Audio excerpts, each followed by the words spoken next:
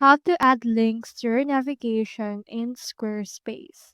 So in order to do that, you first need to head over right here into your Squarespace website.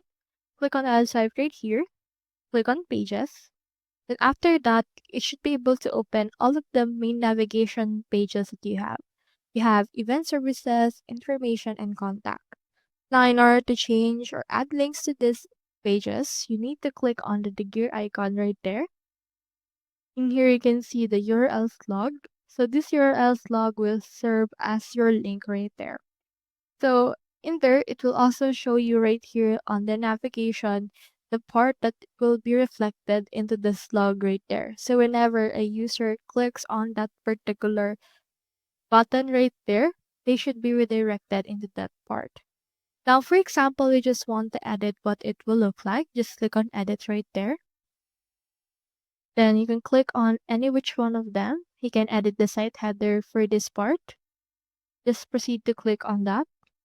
Click on the actual navigation and click on this pencil icon. And then when you open right here, this will show you in here the pages and you can show them or change its design right there. So that's all there is today and I hope this video helped you out.